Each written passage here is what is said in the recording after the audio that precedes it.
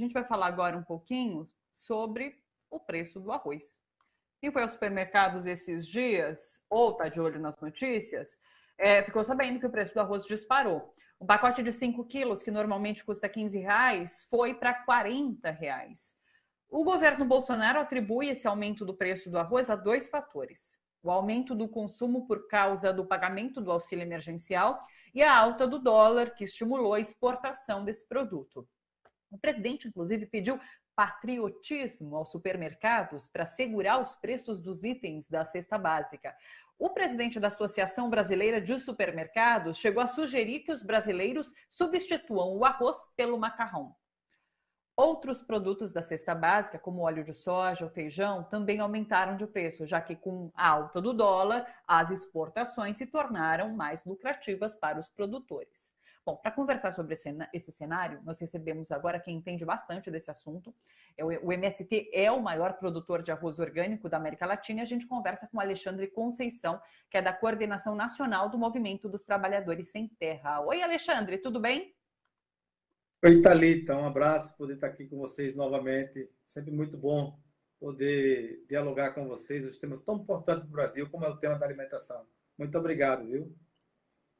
A gente sempre agradece, Alexandre, a participação de vocês, representantes do MST, aqui com a gente. Eu queria que você começasse explicando como o MST tem percebido, de fato, essa situação, esse cenário. O governo coloca ali duas motivações.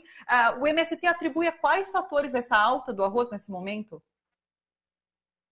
Veja, a alta não só do arroz, mas do alimento como um todo, ele tem várias causas e vários efeitos. E o governo está mentindo quando diz que a alta é só por conta do dólar ou por conta por conta dos R$ 600 que estão consumindo mais. O consumo no Brasil manteve-se na mesma estabilidade. O problema é que o Brasil não tem estoque de comida, porque a política que o governo adotou foi de zerar os estoques de comida, ou seja, nós estamos, Thalita, numa insegurança alimentar.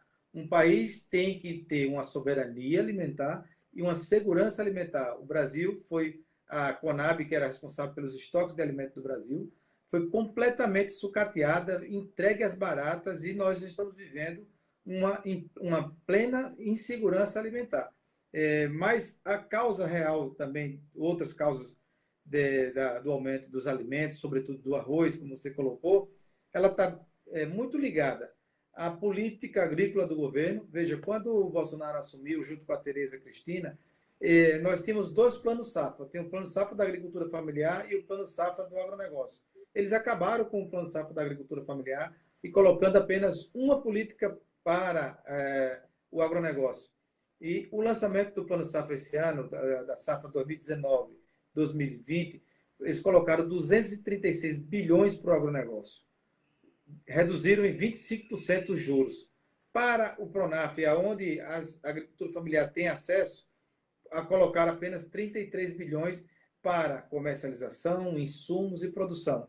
E os juros, em vez de ser o mesmo valor, o mesmo percentagem de desconto, os juros nosso teve apenas 8% de rebate, ou seja, mais dinheiro, menos juros para o agronegócio e uma política voltada a produzir o agronegócio, que não produz alimento, Thalita. Olha, o agronegócio bateu o recorde esse ano de produção de grãos, mas são apenas 2 grãos. Veja, nós estamos batendo recorde em soja e em milho, e todos eles indo para fora, para a exportação. Eu estou aqui com os dados da Conab, de trigo, de arroz, que é do próprio governo, sobre milho. O estoque de milho no Brasil hoje, 215 toneladas de milho, mas quantos a gente produziu e exportou? O estoque de arroz no Brasil hoje, 20 mil toneladas. Está aqui a Conab, é o governo que está com as informações. Então, a política equivocada agrícola do Brasil, é uma causa do aumento dos alimentos, o fim dos estoques do alimento, que causa essa situação de escassez, e a renda do trabalhador. A renda caiu muito, e quando a renda cai, nós temos hoje mais desempregado do que gente trabalhando, ou seja, sem renda, com a inflação, o que é que vai acontecer, Thalita? A fome vai voltar assustadoramente. E nós temos dito por aí, se o Covid está matando mais de 130, 140 mil pessoas, a fome pode matar tanto quanto o Covid, mas, sobretudo, matar crianças. Então, nós estamos com muita preocupação com relação a esse aumento dos alimentos, justamente porque o governo adotou políticas econômicas e políticas agrícolas totalmente equivocadas. Além do mais, Thalita, aí para encerrar essa primeira parte, os ataques que vem sofrendo a agricultura familiar. São mais de 72 áreas do MST que estão com reintegração de posse. Na Bahia, agora, eles colocaram a Força Nacional para tentar desmobilizar uma área de produção, inclusive de arroz, a área de produção de orgânico. Também em Minas Gerais, onde a gente produz uma maior quantidade de café orgânico, eles também, junto com o governo Zema, tentaram dar despejo, destruir a escola. Ou seja, além de não ter uma linha de crédito, além de a gente não ter mais assistência técnica, ainda tem que sofrer com a reintegração de posse, com os despejos. Mas isso serve para nós, isso também tem servido para os indígenas, para os quilombolas, para os pequenos agricultores que não estão tendo acesso a nenhuma linha de crédito. Infelizmente, essa é a política do governo Bolsonaro de perseguir seus inimigos políticos e ideológicos. E, por isso, vai causando essa questão da inflação dos alimentos de forma irresponsável do ministro Guedes e da ministra da Agricultura, claro, coordenado pelo Bolsonaro. E, com isso, nós estamos avisando para o mundo, nós vamos sofrer uma grave crise de fome nesse país por falta de renda, por falta de escassez de alimento e porque o governo adotou uma política totalmente equivocada. Além do mais, Thalita, encerrando de verdade esse ponto, é o PL 735.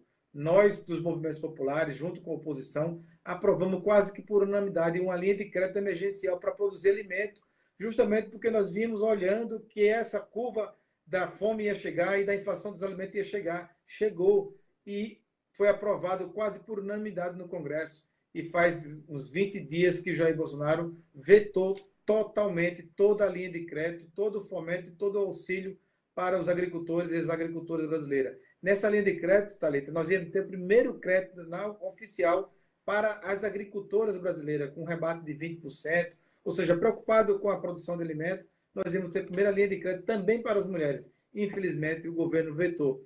Por que vetou? Porque ele está aí apostando no caos, apostando na fome, apostando no vírus, apostando na morte das pessoas. Por isso que nós estamos na campanha Fora Bolsonaro. Puxa, Alexandre, você traz informações importantíssimas, de fato. Eu sempre acho que, de vez em quando, na verdade, não é sempre, quando a gente fala sobre segurança alimentar, parece uma coisa meio abstrata. E você trouxe esse caso concreto do que é uma política de segurança alimentar. Nesse momento, de fato, como o Brasil não fez esse estoque, a gente corre o risco de só importando ficar sem o arroz aqui. E daí o que me gera a dúvida de que, por exemplo, o MST, tendo políticas voltadas à produção agrícola da agricultura familiar, teria capacidade de abastecer a população brasileira? Como que vocês têm percebido essa situação?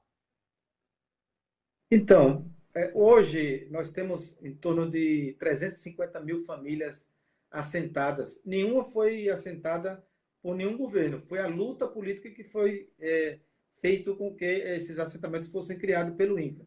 O que é que nós temos hoje? Nós temos, além da perseguição, nós temos o fim da política pública.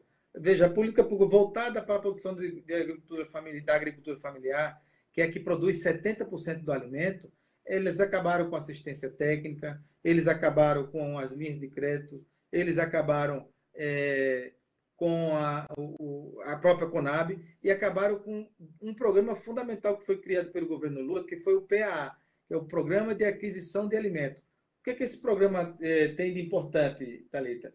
É que o agricultor, ele pega o crédito, mas ele sabe que ele vai plantar o milho, ou ele vai plantar o arroz ou o feijão, ele sabe que a quantidade de hectares que ele vai plantar, quanto ele vai colher, e ele sabe que o mercado vai comprar, que o mercado institucional, o Estado vai comprar para formar estoque, justamente para conter as inflações dos alimentos.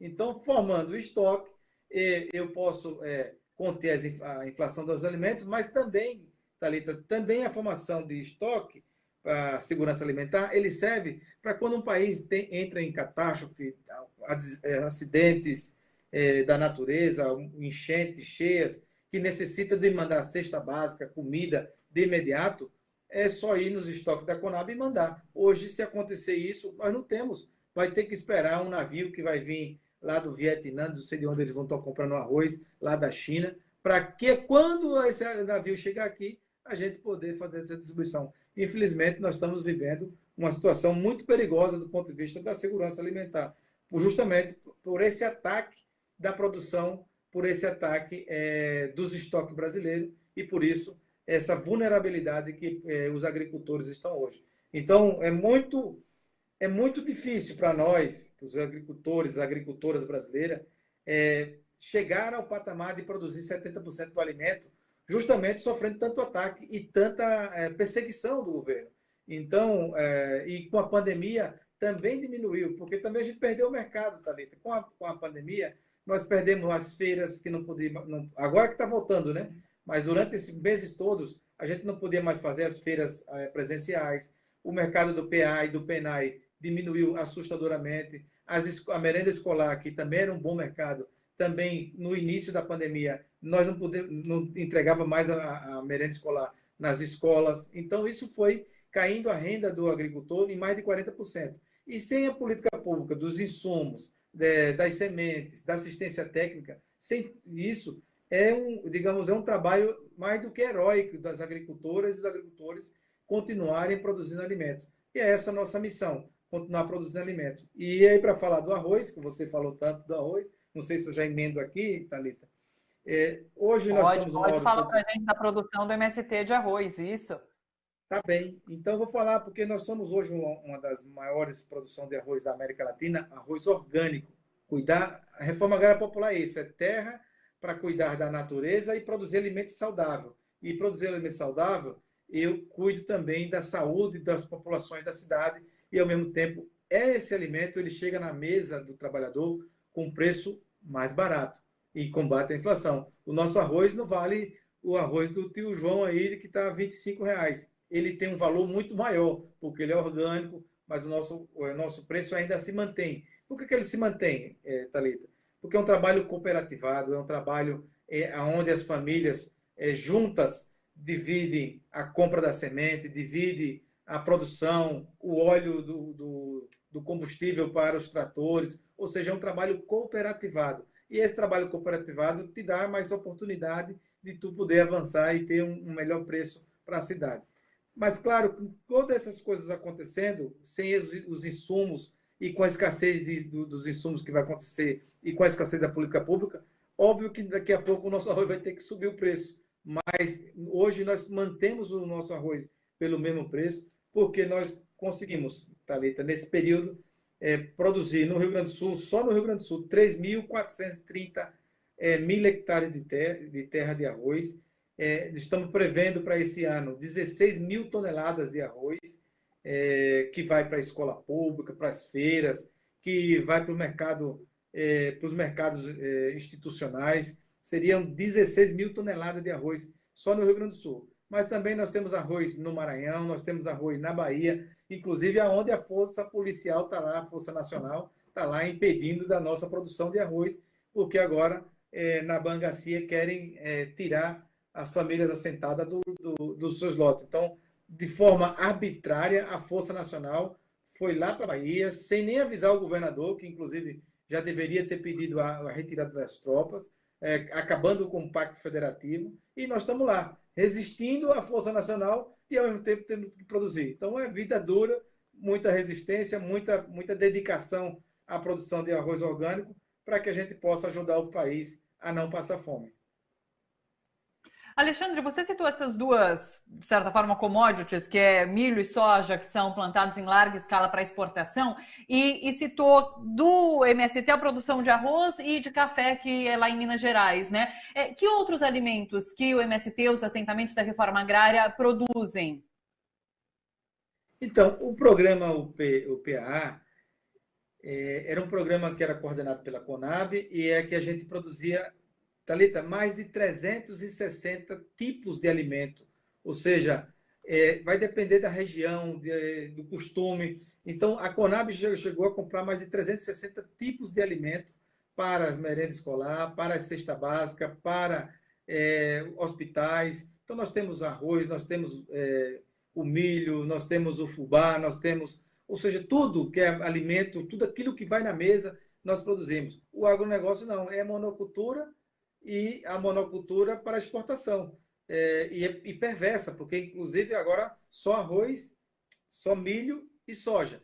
E outra coisa importante salientar aqui para os nossos telespectadores, a soja exportada, ela não paga imposto nem do veneno que ela compra e ela não paga imposto de exportação. Ela não tem taxação, ou seja, para o município onde ela está sendo plantada ou para o estado, ela não paga também ICMS, ou seja, não deixa nada do ponto de vista de imposto para desenvolver escola, para desenvolver a saúde, só deixa o buraco e a devastação e tudo vai para fora. Bom, eles não pagam nenhum tipo de imposto. A soja, Thalita, ela antes, o monocultivo da soja, eles produziam a soja, exportavam uma parte de grão, uma parte dela processada em alimentos animais, a outra parte em óleo, mas infelizmente hoje nem sequer esse outro tipo de trabalho eles estão fazendo. É só exportação do grão, ou seja, é a reprimarização da economia agrícola brasileira. Infelizmente, é uma agricultura subordinada aos interesses do capital internacional, da Cargill, da Bayer, da Monsanto e da Bunge, que são as grandes que controlam a agricultura de grãos no Brasil. Deixa eu te perguntar uma coisa em relação a uma ação do governo nesse momento. Você expôs assim, qual é a política adotada pelo governo Bolsonaro. E daí uma das atitudes frente a essa alta do preço do arroz e de outros alimentos, não, principalmente do arroz no caso, foi zerar a alíquota de imposto de importação para o arroz. Ou seja, vai fazer com que o país importe mais para conseguir abastecer, sendo que ele poderia, como você já colocou, apostar nas políticas públicas para que a produção de arroz fosse feita aqui mesmo, não precisando importar de lá fora, né?